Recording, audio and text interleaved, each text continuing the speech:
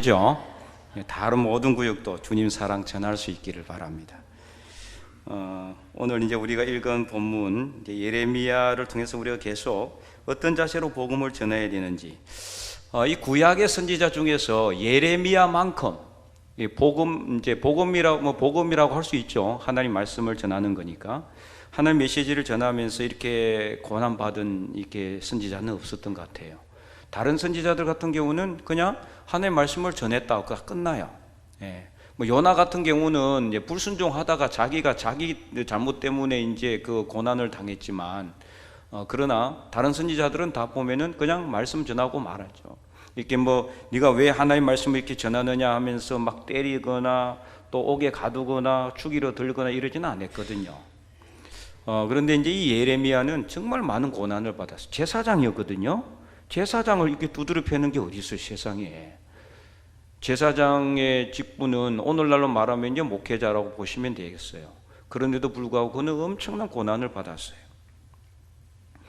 그래서 오늘 본문에도 이 하나냐에게 이제 이 예레미야가 고난 당하는 내용이 이제 일부 나와 있습니다.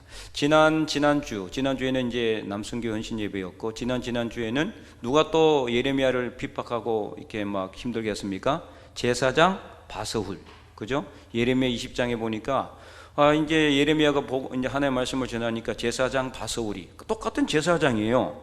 그런데 이제 그 바스훌은 이제 한 직급 위에 성전, 하나님의 성전의 감독이 있는데, 예레미야를 어떻게 했어요? 예레미야를 때리고 목에 고랑을 채워가지고 이렇게 감옥에 가뒀다, 그렇게 돼 있죠. 오늘은 이제 선지자 하나냐, 오늘은 또 같은 제사장은 아니지만 같은 선지자인 하나냐가 어떻게 하느냐 하면은 거짓 예언을 하고 있어요. 그러니까 어떻게 보면은 제대로 된 선지자가 아니라 거짓 선지자라고 보면 되겠죠. 분명히 하나님 말씀 안 했다 그랬거든요. 예레미야에게 하나님이 말씀하지도 않았는데, 거짓말로 이게 전하는 건 이건 거짓 선지자에 이제 해당하는 거죠.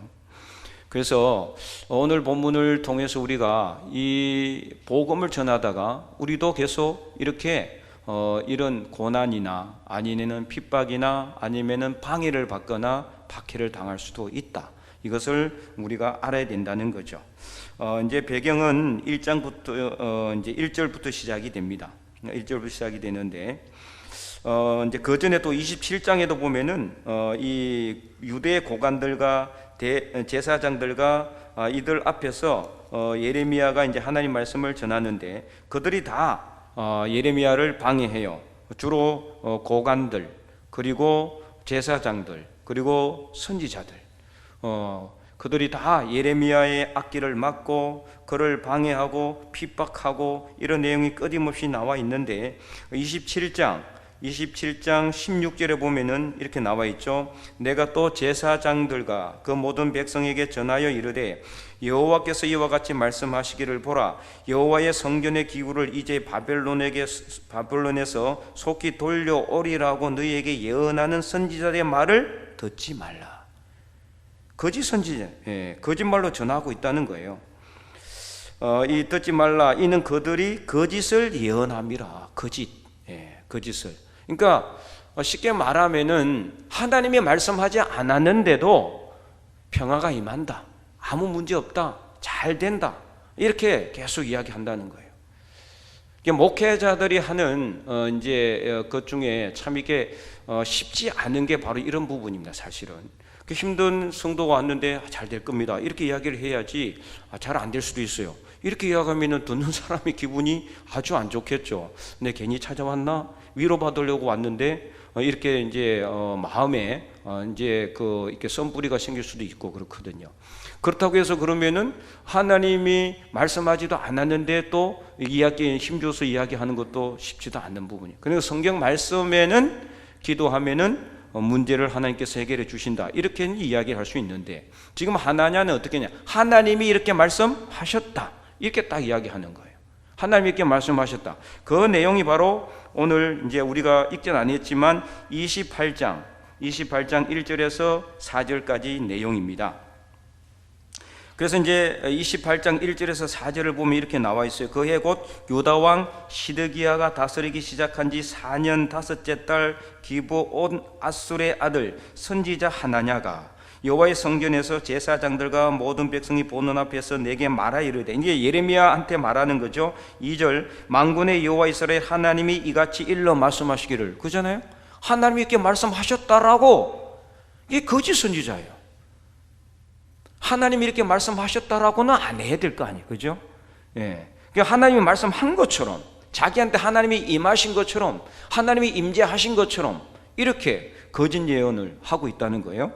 하시기를 내가 바벨론의 왕의 멍에를 꺾었느니라. 이게 쉽게 말하면 바벨론 왕이 이제 완전히 다 죽고 다 멸망하고 이제는 포로로 간 사람 다 이제 돌아온다, 이거 이야기하고자 하는 거거든요. 그래서 3절 보세요. 내가 바벨론 왕 느부갓네살이 이곳에서 빼앗아 바벨론으로 옮겨간 여호와의 성전 모든 기구를 2년 안에 다시 이곳으로 되돌려 오리라. 말은 좋죠. 이렇게 되면 얼마나 좋겠어요. 4절 내가 또 유다의 왕 여호와김의 아들 여고냐와, 여고냐는 여호야긴을 의미합니다. 여고냐와 바벨론으로 간 유다 모든 포로를 다시 이곳으로 돌아오게 하리니 이는 내가 바벨론의 왕의 멍에를 꺾을 것임이라 여호와의 말씀이니라 하니라. 마치 이거 앞뒤 좌우 문맥 안 보고 보면 하나님 말씀인 것처럼 보이는 거죠, 그죠? 그런데 이거는 거짓말이에요. 선지자 하나냐가 거짓말로 하나님 말씀하지도 않았는데 이렇게 예언하고 있다라는 거죠. 그래서 만약에 그들이 진짜 하나냐를 포함해서 당시 선지자들이 진짜 하나님의 말씀을 듣는 선지자였다면 어떻게 해야 될까요? 자, 27장 아까 16절 읽었는데 18절을 보면 이렇게 나와 있어요. 27장 18절 만일 그들이 선지자이고 여호와의 말씀을 가지고 있다면 그들이 여호와의 성전에 와 유다의 왕의 궁전에 와 예루살렘에 남아있는 기구를 바벨론으로 옮겨가지 못하도록 만군의 여호와께 구하여야 할 것이니라. 이걸 구해야 될 거 아니에요, 그죠?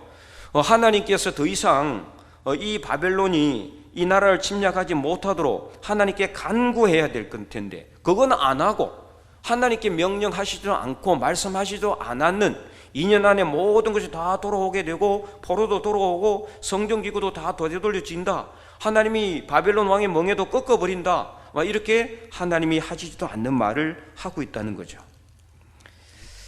그래서 예레미야가 어떻게 이야기합니까? 그때 예레미야에게 하나님께서 말씀이 임하게 되는 겁니다. 6절 28장 6절 선지자 예레미야가 말하니라 아멘 여호와는 이같이 하옵소서. 네, 이같이 되는 것을 그렇게 되면 좋겠죠, 그죠? 이같이 하옵소서.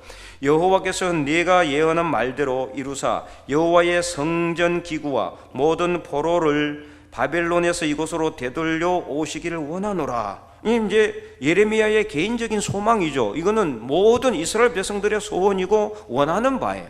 그러나 7절 그러나 어떻게 되어 있습니까? 너는 내가 내 귀와 모든 백성의 귀에 이르는 이 말을 잘 들어라. 8절 나와 너 이전의 선지자들이 예로부터 많은 땅들과 큰 나라들에 대하여 전쟁과 재앙과 전염병을 예언하였느니라. 9절 평화를 예언하는 선지자는 그 예언자의 말이 응한 후에야, 그죠? 평화가 임하리라 하면은 평화가 임한 후에야 그 선지자가 참 선지자인지 밝혀지게 된다는 것을 말하고 있는 거예요. 응한 후에야 그가 진실로 여호와께서 보내신 선지자로 인정을 받게 되리라. 10절 선지자 하나냐가 그렇게 이야기하니까 어떻게 했어요? 선지자 하나냐가 10절에 선지자 예레미야의 목에서 멍에를 빼앗아 꺾고, 자, 선지자 예레미야의 목에 있는 멍에는 뭘까요? 이 나무 멍에인데 이거는 무엇을 상징하는 거라고요?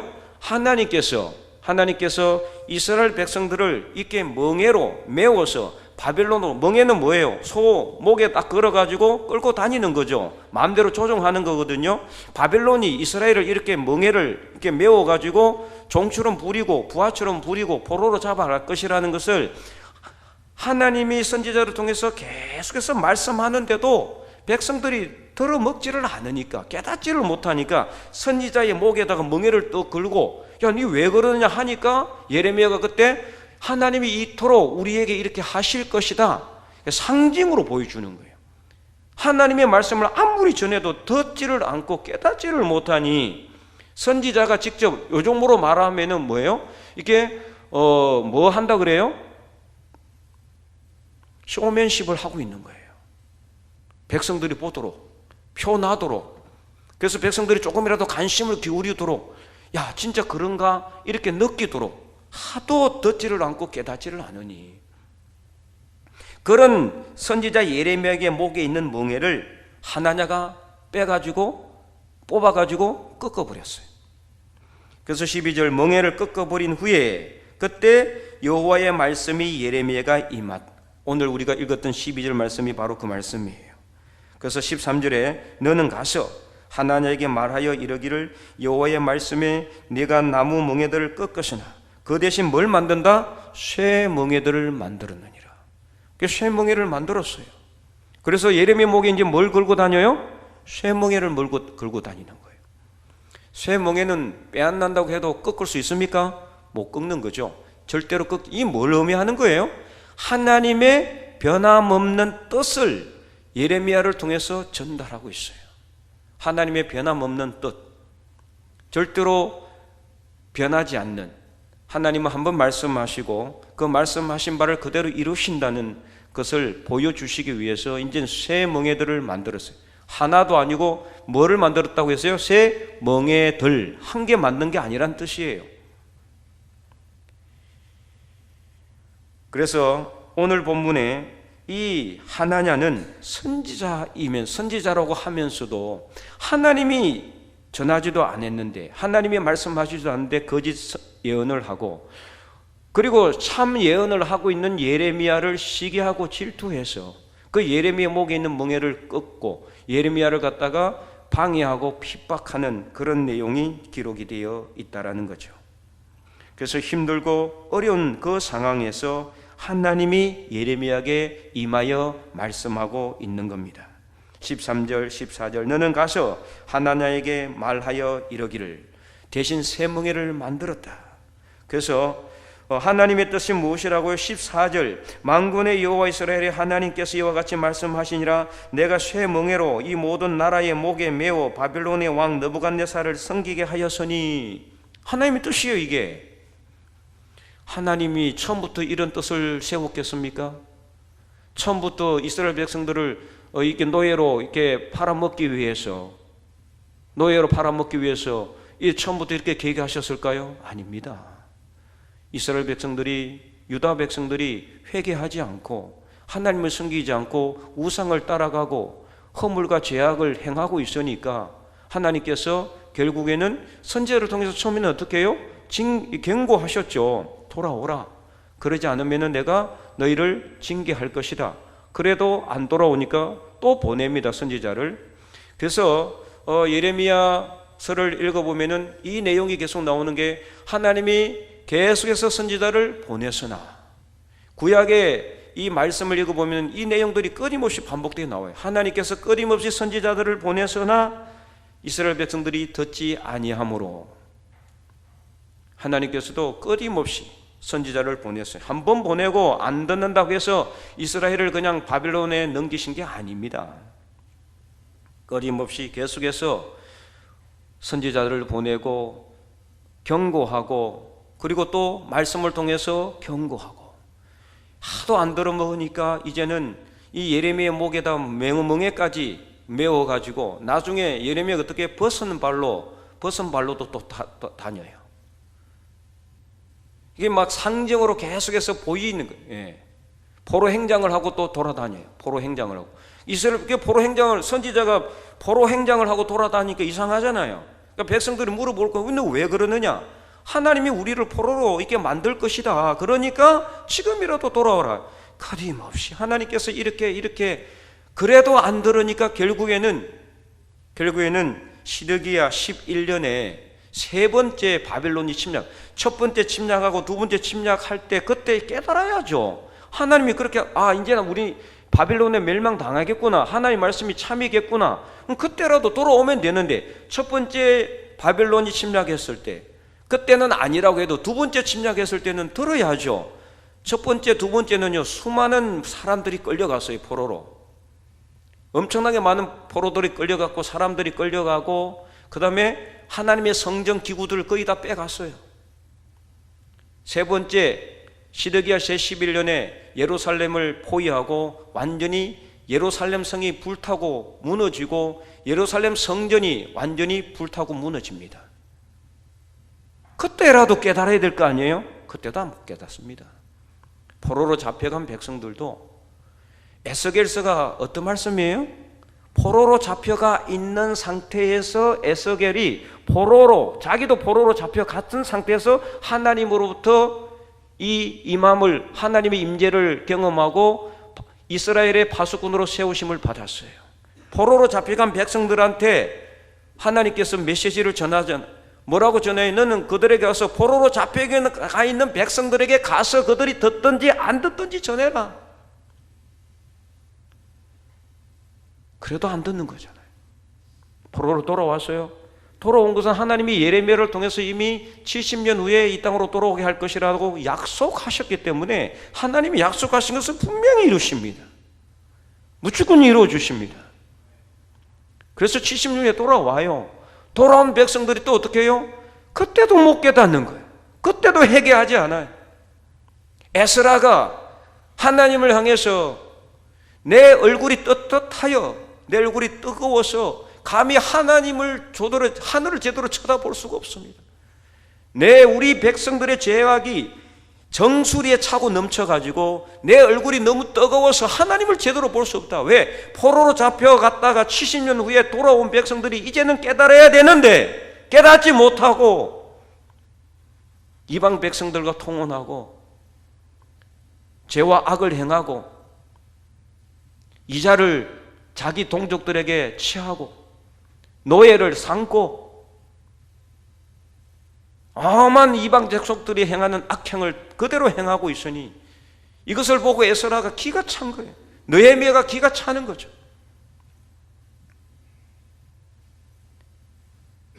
이 하나님의 메시지를 예레미야는 이렇게 전하면서 이 엄청난 박해와 이 핍박을 당하고 있는 거예요. 이 선지자 하나냐가 12절에 예레미야의 목에서 멍에를 꺾어버린 후에 그냥 꺾었겠습니까?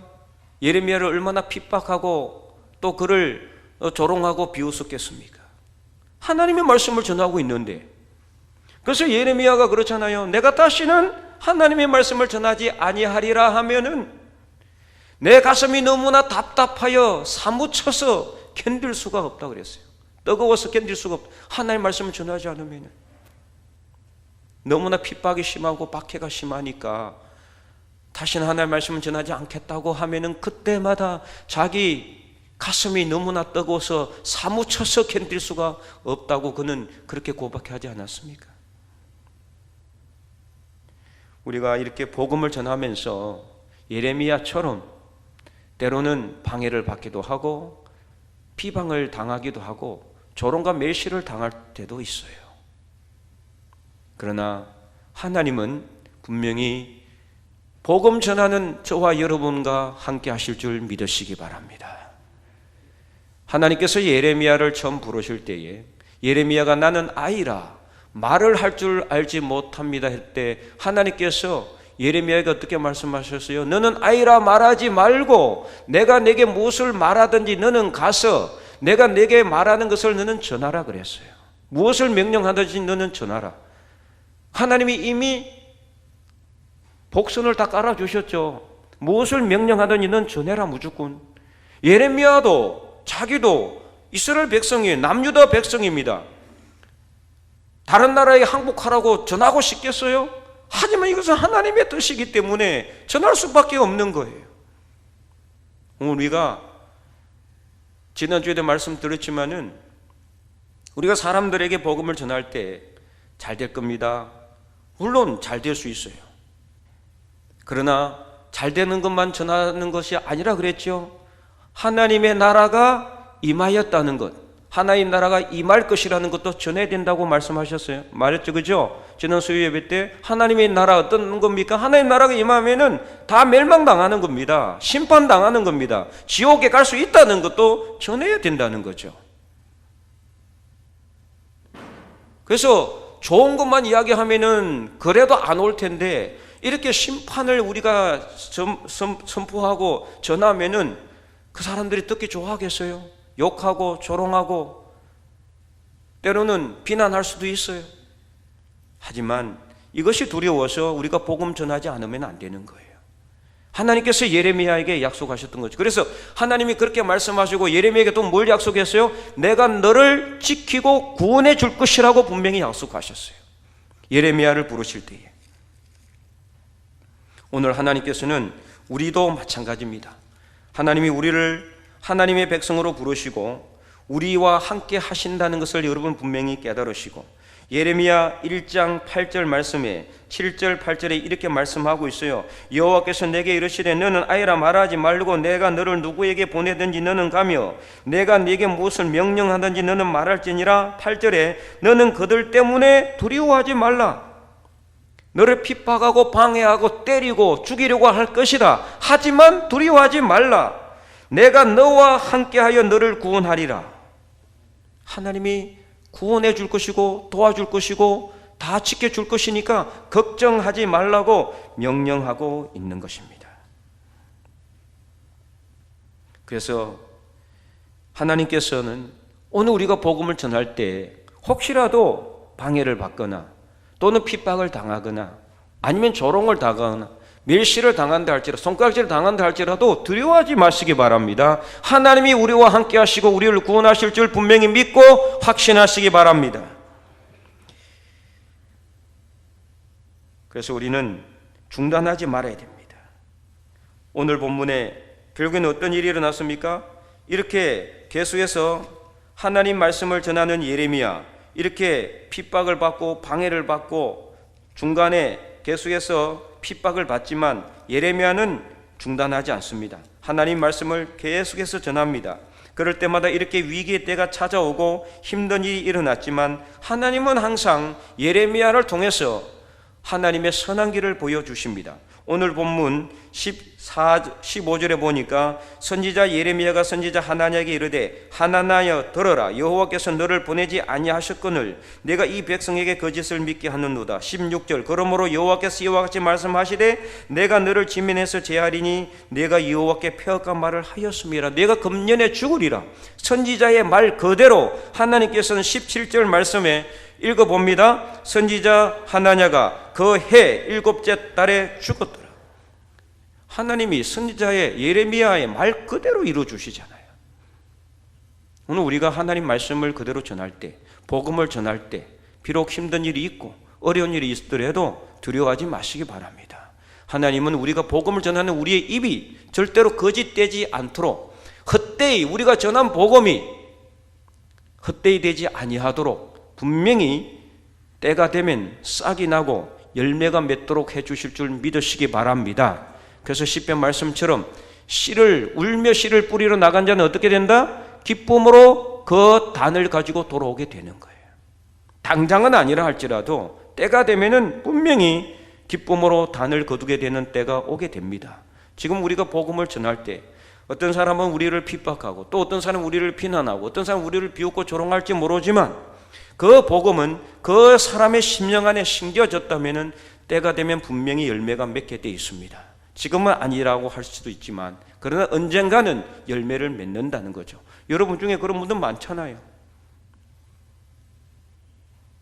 그래서 우리는 포기하지 말고 중단하지 말고 예레미야처럼 두려워하지 말고 복음 전하는 삶을 살 때 하나님은 우리의 입에서 나아가는 모든 말이 거짓되지 않음을 보여주실 뿐만 아니라 어떤 어려운 상황 가운데서도 우리를 구원하여 주실 줄 믿고 끝까지 복음 전하는 이 일을 중단하지 말고 포기하지 말고 계속해서 복음 전하는 하나님의 백성들이 될 수 있기를 주님의 이름으로 간절히 축원드립니다. 기도하겠습니다. 하나님 감사합니다.